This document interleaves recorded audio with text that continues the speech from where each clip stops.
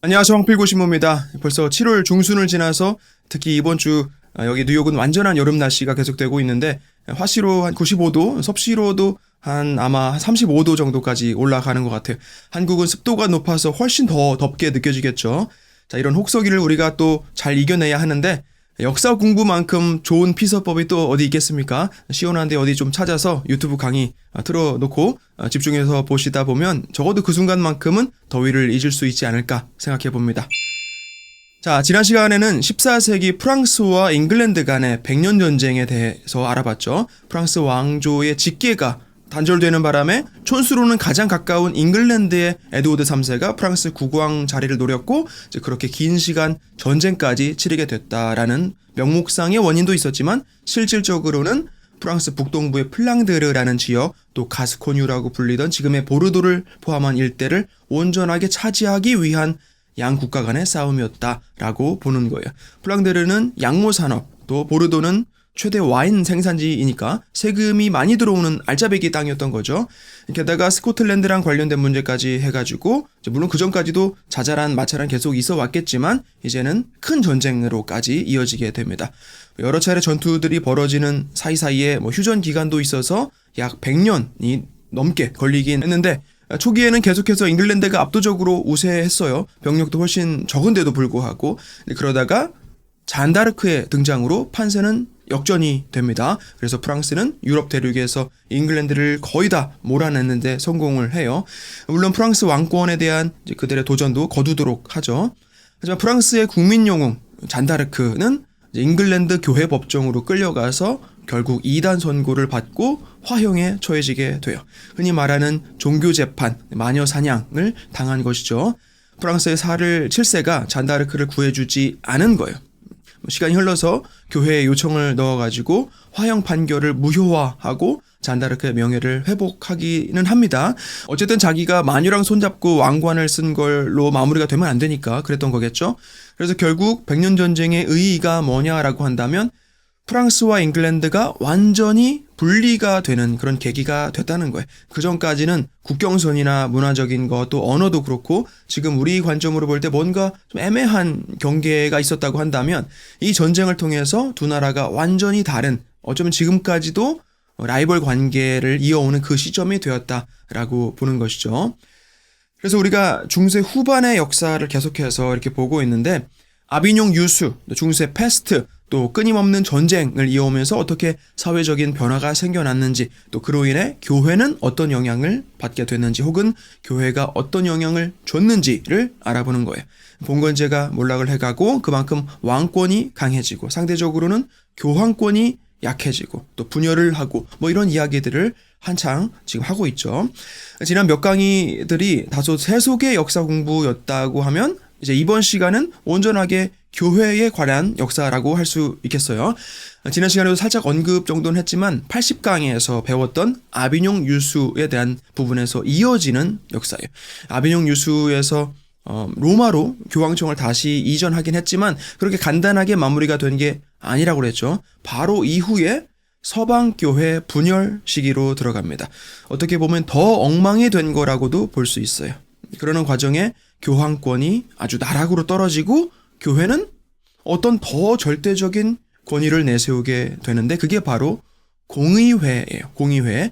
교황이 높냐 공의회가 높냐라는 문제가 생기는 거죠. 자, 이게 무슨 소리냐 하실 텐데 걱정하지 마시고 이제 이번 시간에 이야기를 천천히 해보도록 할 거예요. 우선 먼저 아비뇽 유수로 돌아가서 간단하게 정리 차원에서 짧게 복습을 하고 조금 더 보충할 부분은 보충도 하고 이어서 보도록 하겠습니다. 조금 자세히 기억하고 싶으신 분들은 80강을 다시 보셔도 좋겠죠. 중세에 들어선 이후로 유럽 전역에 그리스도교가 전파가 되고 당연히 교황이 갖게 되는 힘 역시 강해지는데 한 나라의 왕도 국왕도 결국은 영적인 아버지 앞에 무릎을 꿇을 수밖에 없게 됩니다. 카노사의 굴욕이라는 사건을 교황권이 세속 권력보다 우위에 서게 되는 시점의 그 상징이라고 할 수 있겠죠. 1077년 하인리히 4세 황제가 교황 그레고리오 7세를 찾아와서 파문 좀 풀어달라고 맨발 벗고 싹싹 빌었던 일이 있었을 정도로 지상의 그 누구도 감히 교황 앞에서 꼼짝을 못했었어요. 물론 나중에 복수하긴 하지만. 그리고 13세기 초로 가면 교황권이 정점에 이르게 됩니다. 그러다가 십자군 원정이라는 기간도 약 200년 정도이지만 결과적으로는 유럽 사회와 교회에 엄청난 변화를 가져오게 했죠. 교황의 힘이 많이 약해져요. 그 계기로. 상대적으로 세속 군주들의 권력은 강해지죠. 특히 프랑스 국왕의 자리는 뭐든지 다 할 수 있는 자리였어요. 아나니 사건이라는 14세기 초에 미남왕 필리프 4세가 보나파치오 8세 교황 습격 명령을 내리고 교황은 별장에 있다가 느닷없이 급습을 당하고 뺨따구까지 맞아서 그 충격에 얼마 못 가서 사망까지 하게 됐던 전무후무한 교황 치욕 사건도 있었어요. 당시에 교황권이 그만큼이나 추락했다는 얘기죠. 그러고는 여차저차 하다가 이제 보르도 대교구장이 교황으로 선출이 됩니다. 콩클라베라고 하죠. 교황 선출을 위한 회의예요. 어쨌든 새로 뽑힌 클레멘스 5세가 로마로 와야 하는데 마침 신성로마 제국이 이탈리아를 침공하는 바람에 그 길이 막혀버려요. 그래서 교황청 자체가 브나스크라는 곳으로 갔다가 마침내 아비뇽으로 이전을 하게 됩니다. 그 뒤로 교황청이 프랑스 영토 내에 있다 보니까 계속해서 왕의 간섭을 안 받을 수가 없는 거죠. 1309년부터 1477년까지 약 70년 동안 7명의 교황이 아비뇽에 머물면서 말하자면 유수 생활을 하면서 프랑스 눈치나 보고 사는 꼴이 됐던 거예요. 그리고려 11세 교황이 시에나의 카타리나 성녀의 지속적인 그 호소도 있었고 마침 프랑스가 잉글랜드랑 백년 전쟁 치르느라 정신없어 하는데 이때가 아니면 안 되겠다 싶어서 용기를 내가지고 마침내 아비뇽을 벗어나서 교황청을 로마로 되돌려 놓는데 성공을 합니다. 아비뇽 유수가 끝난 거예요. 얼마나 마음고생이 심했는지 그러고 나서 1년 조금 넘게 살다가 숨을 거둡니다. 근데 끝날 때까지 끝난 게 아니라고 교황청 상황이 혹은 교회 상황이 다시 좋아지는 게 아니라 오히려 더 악화가 돼요. 80강에서 얘기했었죠. 서방교회 분열이라고 불리는 시기가 시작이 됩니다. 흔히 교회 대분열이라고 하면 동방교회랑 서방교회 분열을 뜻하는데 서방교회 안에서 무슨 분열이 또 있나 싶죠. 자잘한 이단 세력들이 있다고 하면 그냥 파문시켜버리면 그만인데 이 머리가 둘이 되면 그건 그야말로 분열이 되는 거예요. 교황은 한 명이어야만 하는데 2명, 심지어는 한 시대에 3명의 교황까지 존재했던 때도 있었단 말이죠. 서방교회 분열, The Western Schism. 이미 80강에서 어느 정도 설명을 드렸지만 이번 시간에 이제 이야기할 공의회주의에 대한 부분으로 가는 과정으로서 다시 한번 간단하게 보충을 해서 살펴보도록 하겠습니다.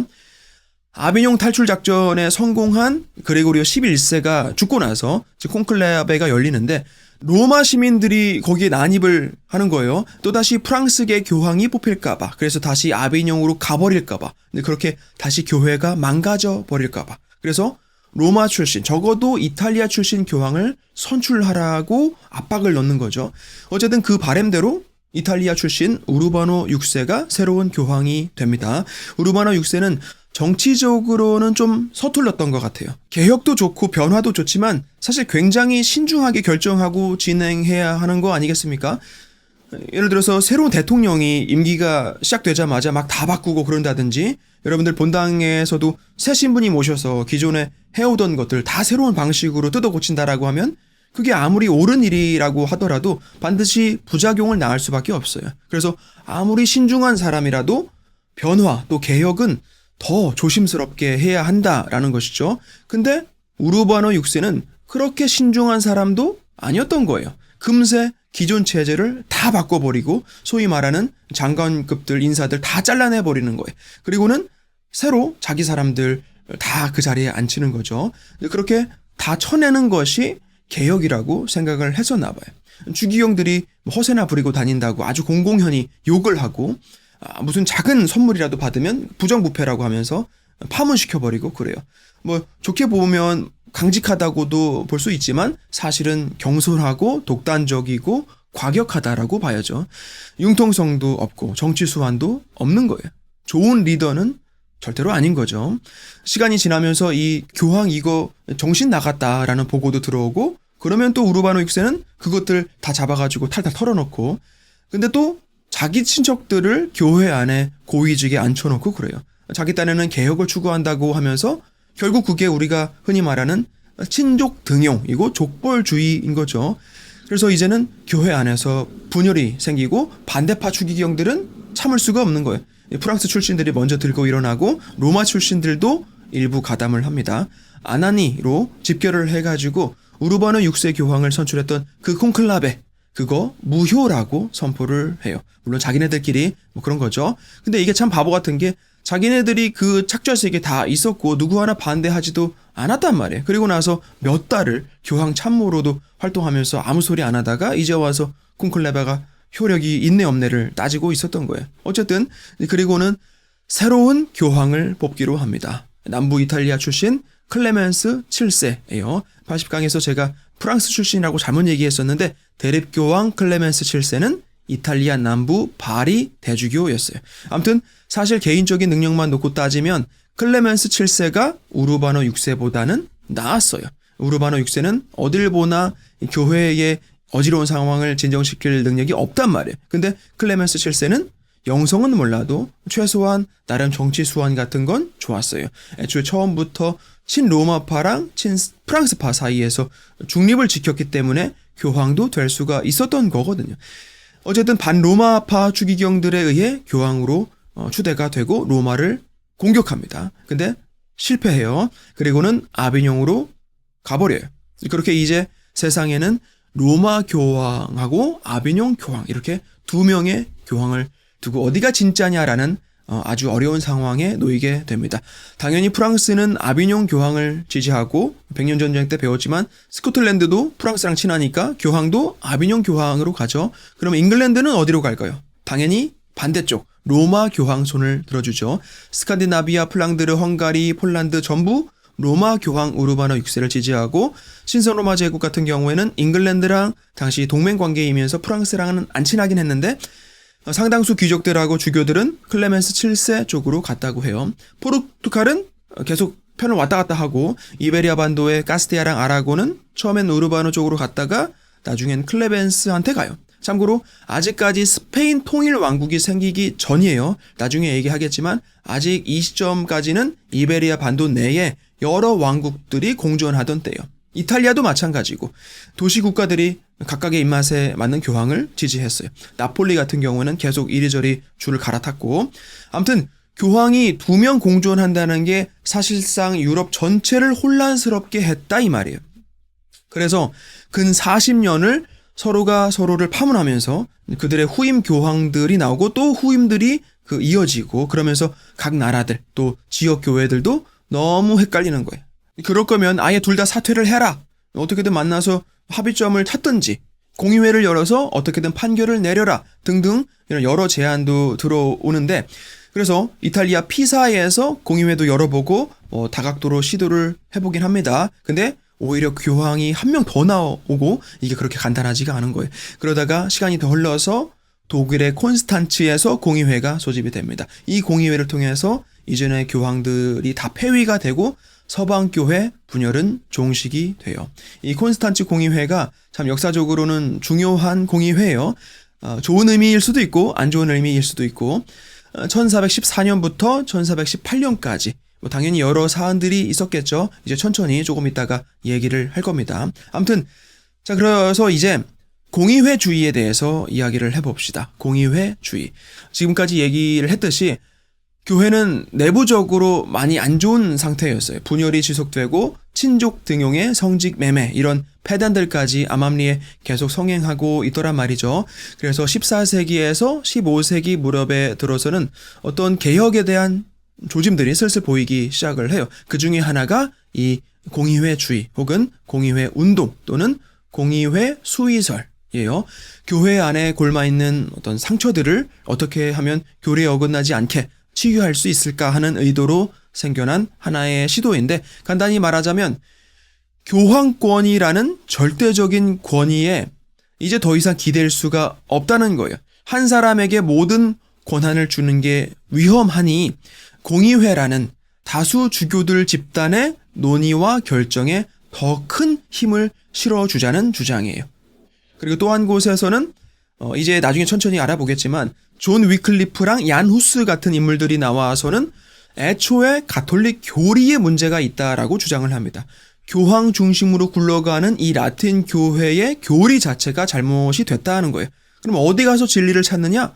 바로 성경에 있다는 것이죠. 배경 지식이 조금 있으신 분들은 눈치를 채셨겠지만 개신교 개혁 사상, 종교 개혁 그 사상이 이제 구체적으로 형성이 되는 거예요. 곧 더 자세히 알아보게 될 겁니다. 그리고 또 한편에서는 지롤라모 사보나롤라 같은 수도사가 나와서 민중을 대상으로 설교를 다니는 거예요. 교황 같은 이 부유하고 부도덕한 인간들에게는 희망이 없다. 가난하고 억압받는 이들에게 복이 있을 것이다. 라고 그러면서 교회의 세속적인 모습에 대해서 아주 신랄하게 비판을 하는 일종의 설교가 또 선동가들도 있었어요. 그래서 이런 다양한 개혁을 위한 시도들 중에서 먼저 우리는 오늘 이 시간 공의회주의에 대한 이야기를 한번 해보려는 것이죠. 연대손으로 보자면 존 위클리프랑 얀 후스 얘기를 먼저 해야 하긴 한데 아비뇽 유수랑 서방교회 분열에 이어서 흐름을 보려다 보니까 일단 이 공의회 운동으로 가는 게 여러분들 이해하기가 훨씬 수월할 것 같아요. 자, 공의회가 뭡니까? 공의회. 교회 공의회 혹은 보편교회 공의회 Ecumenical Council이라고 하지만 통상적으로 그냥 공의회라고 하면 교회의 어떤 중요한 사안들에 대해서 교황과 주교들 또 각계 대표들이 모여서 의논하고 결정을 내리는 일종의 도구라고 할 수 있겠죠. 로마 시대 콘스탄티누스 대제가 그리스도교를 용인한 이후로 아리우스주의 이단에 대한 위협에 대응하고자 첫 번째 공의회를 325년 니케아라는 곳에서 소집을 하죠. 특히 이후로 몇 세기간 그리고 계속해서 공의회는 가톨릭 교회의 올바른 가르침을 선포하고 쇄신하는 등의 중요한 역할을 합니다. 그래서 당시에 아비뇽 유수 또 교회 분열을 겪으면서 추락한 교황의 윤리적인 권위 또 암울한 시간들에 대한 치유 또 교회의 화합과 쇄신을 위해서 다시 한번 공의회가 한 인간이 아니라 공의회라는 어떤 집단 지성 혹은 집단 영성이 큰 역할을 해줄 수 있지 않을까 하는 바람을 일부에서는 가져봤던 거예요. 공의회주의가 생겨난 의도를 그나마 지금 긍정적인 표현을 써서 설명을 드린 것이지만 공의회주의자들, 일명 공의회주의자들의 주장은 보편 공의회의 권위가 교황 권위보다 높다라는 거예요. 그럴듯하게 들릴 수도 있긴 하죠. 공의회가 교회 전체를 대표하고 따라서 교황 한 명보다는 교회 대표들의 집단인 공의회의 결정이 더 큰 힘을 발휘한다. 역사적으로 국가 운영체제를 보면 왕 한 명이 모든 권한을 가지고 다스리는 시스템에서 그 남용의 위험 요소가 있단 말이에요. 폭군이 나올 수 있고 또 독재가 이루어질 가능성을 안고 가는 거죠. 그래서 내각의 힘을 더 실어준다거나 아니면 중세처럼 봉건제를 도입시켜서 힘을 분산시키기도 해보는 거예요. 아니면 로마 제국 한때에 사두 정치라고 해서 4명의 지도자가 다스린다거나 하는 것이죠. 그래서 교회에서도 교황의 권한을 누릴 수 있는 그 어떤 것이 이를테면 있어야 한다는 것이죠. 사실 교황은 그리스도의 지상 대리자인데 그보다 높은 사람이 어디 있어요? 교황이 이단에 빠지거나 하지 않는 이상에야 교황직을 박탈하거나 하는 게 사실상 이게 되는 건가 싶기도 했단 말이에요. 그래서 공의회주의자들이 계속해서 이 공의회 우월주의 사상을 어떻게든 발전시켜 나가는데 그렇게 결국 교황은 주교들이 위임하는 자리이고 따라서 남용의 여지가 있을 때는 박탈도 가능하다라고까지 가게 됩니다. 근데 이런 그럴듯한 공의회주의의 문제는 그렇다면 이 공의회를 누가 소집할 거냐라는 거예요. 누구 한 사람이 혹은 어떤 특정 집단이 공의회를 소집한다라고 하면 그 공의회를 통한 결정들이 과연 교회 전체에 보편적으로 받아들여질 거냔 말이죠. 교황이 공의회를 소집할 게 아니라면 로마 추기경들이 공의회를 소집할까요? 아비뇽 추기경들이 공의회를 소집할까요? 어느 쪽에서 시작을 하든 상대편에서는 참여를 안 하겠죠. 그럼 그렇게 소집된 공의회는 교회 분열을 해결하는 데 도움이 되지 못하는 거예요. 아무 의미가 없는 거죠. 당시 교회가 아무리 둘로 나뉘어 있다고 해도 양쪽에서 전부 동의하는 한 가지는 교회 일치인데 굳이 더 문제를 심각하게 만들고 싶진 않단 말이에요. 그러다가 마침내 양측의 추기경들이 합의를 해서 공의회를 열기로 합니다. 1409년 피사에서 소집이 됐고 유럽 전역에서 제후들과 추기경들, 대주교들, 주교들, 대표단, 수도원장들, 신학자들이 참석을 해요. 근데 두 교황은 불참했어요. 결론은 어느 쪽이 적합한 교황이다라고 결정하는 대신 둘 다 폐위하기로 해요. 그리고는 새로운 교황을 선출합니다. 알렉산데르 5세. 그래서 이렇게 분열이 끝나고 다시 하나의 교회가 되려나 보다 했는데 어떻게 됐죠? 상황이 더 악화가 돼요. 로마 교황, 아비뇽 교황 둘 다 이 피사 공의회의 결정을 따르지 않아요. 지들끼리 모여서 감히 교황을 끌어내네 뭐 하네 그럴 수 없다는 거죠. 유럽 대부분이 사실 새로운 교황 알렉산데르 5세를 지지하긴 했지만 여전히 이전 두 교황들의 세력도 무시할 수 없는 정도였어요. 그래서 그렇게 교회는 이제 3명의 교황이 존재하게 됩니다. 그리고는 시간이 흘러서 알렉산데르 5세가 죽고 후임으로 선출된 교황이 요한 23세예요. 이 요한 23세는 로마 가톨릭 교회에서는 교황으로 인정을 안 해요. 여전히 로마 교황이 적합한 교황이고 피사 공의회 교황의 후계 요한 23세는 그냥 대립 교황이었던 거예요. 혹시나 20세기 2차 바티칸 공의회를 소집한 성 요한 23세랑 헷갈리실까봐 말씀을 드리는 겁니다. 아무튼 이 피사 공의회 교황 요한 23세가 당시 신성 로마 제국 황제 지기스문트를 만납니다. 지기스문트는 이 교회 분열 사태를 어떻게든 빨리 종결짓고 싶은 거예요. 유럽 전체가 다 그랬겠죠. 그래서 요한 23세를 설득해가지고 공의회를 열도록 합니다. 지금의 독일 스위스 국경에 닿아 있는 콘스탄츠라는 곳에서 1414년 그렇게 또 한 번의 공의회가 소집이 돼요. 콘스탄츠 공의회의 목적은 당연히 교회 분열의 종식과 일치였죠. 교황이 3명이나 되는 게 말이 되냐고요. 로마 교황 그레고리오 12세, 아비뇽 교황 베네딕토 13세, 피사 공의회 교황 그러니까 공의회주의 교황이라고 할 수 있겠죠. 요한 23세 이렇게 3개의 파로 나뉜 그야말로 최악의 분열 사태를 겪고 있었단 말이에요. 그리고 각각의 교황이 전부 자기가 정통한 교황이라고 주장하면서 양보하지를 않는 거죠. 그래서 콘스탄츠 공의회는 이 3명 교황을 전부 폐위시키는 수밖에 없겠다고 판단을 합니다. 이때 요한 23세가 도망을 가요. 나 쫓아내려고 이러려고 공의회 하자고 했냐는 거죠. 배 타고 멀리 샤프하우젠이라는 곳으로 가버려요. 그러니 지기스문트 황제는 열이 받죠. 같이 어떻게 이 사태를 잘 해결해 보려고 했건만 도망을 가버렸으니까. 하지만 어쨌든 공의회는 교황 없이도 진행될 수 있다라고 황제가 선포를 하고 계속해서 황제의 주관 하에 공의회는 속행이 됩니다. 결국 이듬해에 도망간 요한 23세는 다시 잡혀와서 강제로 폐위가 되고 로마 교황 그레고리오 12세는 다른 대립 교황들도 다 자리들을 내놓는다는 조건으로 설득을 해서 자진 사퇴를 하도록 해요. 아비뇽 교황 베네딕토 13세는 스페인으로 도망을 가서 거기서 여전히 자기가 교황이라고 떠들긴 했는데 그때쯤엔 아무도 신경을 안 쓸 정도로 영향력이 없어졌어요. 당연히 폐위가 되고 죽은 후에도 후임이 없어요. 그리고 이제 새로운 교황 마르티노 5세가 선출이 됩니다. 드디어 공의회를 통한 교회 일치가 어쨌든 이루어진 거예요.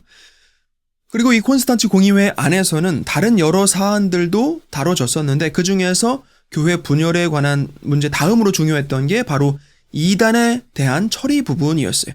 이제 다음에 조금 더 자세히 알아보겠지만 아까도 언급했던 존 위클리프라는 옥스퍼드 신학자의 주장이 이단으로 단죄가 되고 얀 후스라는 프라하 신학자는 공의회로 소환이 돼서 결국 화형 선고를 당하게 돼요.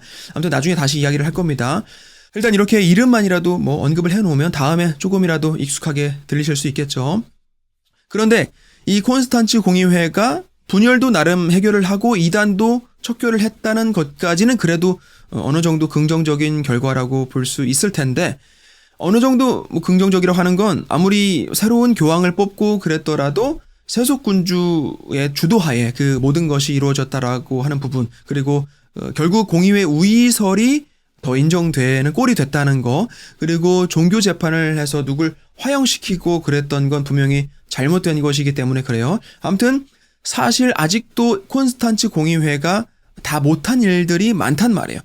성직 매매에 대한 것들 또 성직자들의 세속화, 고질적인 부패랑 타락에 대한 것들에 대해서는 그냥 막말로 그 콘스탄츠 공의회 때는 그러지들 마시오라고 끝낸 거나 다름없었단 말이에요. 그래서 콘스탄츠 공의회에서는 앞으로 5년마다 정기적으로 공의회를 소집해서 지속적인 개혁을 이루어 나가기로 결정을 합니다. 계속 공의회 하는 거예요. 그래서 1423년 파비아라는 곳에서 공의회를 열겠다라고 했는데 참석자도 별로 없고 마침 전염병이 도는 바람에 시에나라는 곳으로 장소를 바꿔요. 근데 시에나는 교황령 근처에 있는 곳이었고 공의회주의자들이 큰 영향력을 발휘하기 불리한 장소였어요. 그래서 별다른 성과 없이 그냥 연기가 됩니다. 7년 후인 1431년 바젤이라는 곳에서 하기로 해요. 바젤은 지금의 프랑스, 독일, 스위스 국경이 만나는 도시예요. 로마에서 보면 알프스 너머에 있는 거죠.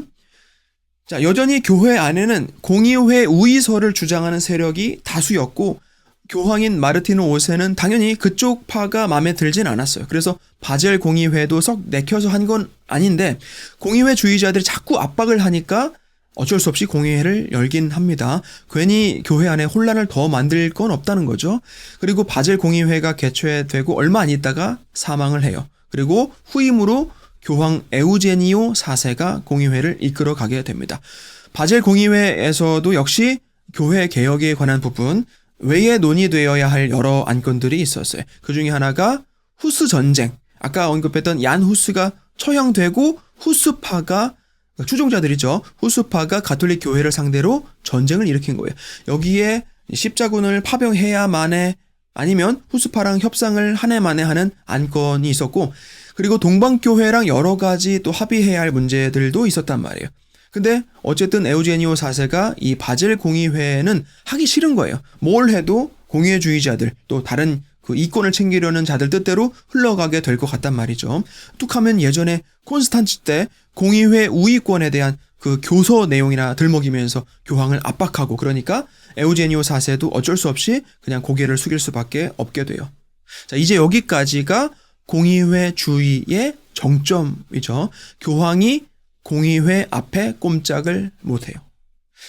근데 이게 그렇게 오래 가지는 못합니다. 공의회주의자들이 사실 적당히 했어야 하는데 회의를 거듭하면 할수록 선을 넘어서 아주 민감한 부분, 이를테면 세금 관련 문제나 콘클라베 또 추기경단 구성 뭐 이런 교회의 아주 기둥 같은 사항들 또 교황이 다루어야 할 고유한 사항들까지 다 공의회에서 논하기 시작하는 거예요. 교회를 개혁하기는커녕 교회를 더 망가뜨리고 교황권을 가차없이 추락시키는 쪽으로 가고 있던 것이죠. 그래서 에우제니오 4세도 이건 아니다 싶었는데 마침 비잔티움, 그러니까 동로마에서 지원 요청이 들어옵니다. 나중에 다시 얘기하겠지만 비잔티움 멸망이 1453년이에요. 콘스탄티노폴리스가 오스만 제국의 함락이 되면서 동로마가 멸망을 하고 이날을 우리는 중세의 끝이라고 보죠. 이 바젤에서 한창 공의회를 하고 있는데 비잔티움 황제한테 도움 요청이 오는 거예요. 좀 도와달라고. 예전에도 비잔티움에서는 아주 힘들 때마다 서유럽에 구원 요청을 했었죠. 십자군도 그렇고. 그럼 교황은 어떤 정신적인 명분으로 도움 요청을 받아들이기도 하면서 한편으로는 항상 정치적으로 어떻게 이걸 이용할 수 있을까 하면서 그 발판으로 삼아요. 내적인 어떤 상황에서도 그럴 수 있고 동방교회랑 계속 한편으로 껄끄러운 게 있는데 그런 부분에서도 한번 도와줌으로 해서 나중에라도 어떻게든 유리하게 협상을 한다거나 할 수 있는 거라고요. 아무튼 그래서 에우제니오 4세는 공의회 장소를 옮기자는 전략을 씁니다. 이 본래 안건들 중에 하나로서 동방교회랑 화해를 하긴 해야 하는데 지금 이 바젤이라는 곳은 알프스 너머에 있는데 동방에서 와가지고 참석하기에는 당시 상황이 그들한테는 너무 안 좋다는 거죠. 그래서 이탈리아 어디로 공의회를 열자고 해요. 그리고 비잔티움에서도 당연히 그렇게 하겠다고 교황을 지지합니다. 사실 에우제니오의 계획은 교황이 그러니까 자기가 유리하게 힘을 쓸 수 있는 홈그라운드로 장소를 이동하자는 것이죠.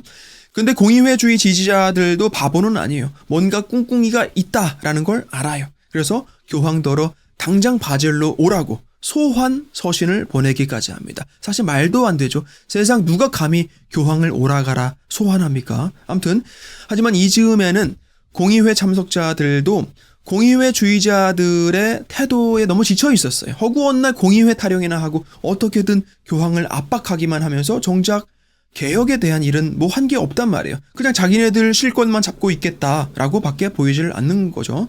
그래서 에우제니오는 후스파 관련 문제만 여기까지만 매듭 짓고 동방교회 관련된 문제들 등은 이탈리아의 페라라라는 도시에서 이어서 하겠다라고 선포를 합니다. 그리고 생각보다 꽤 많은 사람들이 교황을 따라 페라라로 와요. 여기에 공의회주의자들이 이후에 에우제니오를 폐위하네, 새로운 교황을 뽑네, 어쩌네 시도를 하는데 결국 별 힘을 내지 못해요. 그렇게 공의회는 에우제니오의 주관 하에 페라라로 넘어오게 됩니다. 이제는 교황권이 공의회 우월설을 확 눌러버린 게 되는 거예요. 그리고는 아직도 바젤에 남아있는 공의회주의자들 다 파문시켜버립니다. 그리고 나서 페라라에서는 동방교회랑 그 화해를 위한 그런 사안들 하나하나 처리하기 시작해요. 굉장히 중요한 교리 또 전례 관련 그 결과들이 나오게 되는데 이 부분은 나중에 기회가 되면 다시 이야기하도록 할게요. 그리고 페라라에서 또 피렌체로 가고 또 거기서 로마로 장소가 바뀌면서 공의회가 계속 이어지는데 처음 바젤에서부터 시작을 해가지고 전부 1431년부터 1449년까지 약 18년간 진행이 됐는데 그냥 하나로 묶어서 피렌체 공의회라고 정리를 합니다. 자, 그래서 공의회주의라는 게 일정 부분 교회 분열을 종식시키는데 도움이 된 거는 맞아요. 3명의 교황이 동시에 존재하면서 도대체 누가 진짜 교황인지도 모르겠고 또 교황의 실태를 보면 물론 과거에 훌륭한 교황들도 많이 있지만 오히려 교회를 좀먹게 하는 교황들도 분명히 있어 왔다는 것에 대해서 교회를 다시 하나로 모으고 교황이 권력을 남용할 수 없도록 하는 어떤 장치로서 역할을 하긴 했어요. 하지만 첫째, 가톨릭 교리에 맞지 않아요. 교황 수위권이라는 건 예수님께서 베드로에게 주신 반석으로서 그 위에 교회가 세워진 지상에서 열리면 하늘에서도 열리는 고유한 권위인데 공의회라는 어떤 집단지성 혹은 다수결이라고 하는 그런 얄팍한 강점을 내세워서 위협할 수는 없다는 것이죠. 그래서 피렌체 공의회, 다음 공의회인 1517년 5차 라테란 공의회에서 다시 한번 이 공의회 주인은 2단으로 재확인이 됩니다. 그리고 몇 세기가 지나서 19세기 후반에 1차 바티칸 공의회에서는 교황의 무류성이 선포가 돼요. 교황이 신앙과 윤리에 관해 내린 결정에 대해서는 오류가 있을 수 없다. Papal infallibility. 교황은 fall 할 수 없다. 교황의 무류성. 이 부분에 대해서는 그때 가서 자세하게 다시 이야기를 할 거예요. 자, 그래서 이번 시간에는 아비뇽 유수, 서방교회 분열과 그리고 공의회주의에 대해서 알아봤습니다. 교황의 권위라는 게 역사 안에서 참 굴곡이 많은데 그 과정을 우리가 계속 살펴보고 있는 것이죠. 하지만 우리가 명심해야 할 것은 한때 교회가 어려움을 직면하고 또 돌이킬 수 없을 것만 같은 나락으로 떨어지더라도 결국은 늘 항상 바닥을 치고 올라온다라는 거예요. 성령께서 현존하신다는 증거이고 우리가 역사를 통해 알 수 있는 사실이고 또 지금도 우리가 우리 삶 속에서 늘 가져야 할 우리의 신앙입니다. 오늘도 역시 조금 긴 강의 들으시느라 수고하셨고 저는 또 다음 시간에 뵙도록 하겠습니다. 고맙습니다.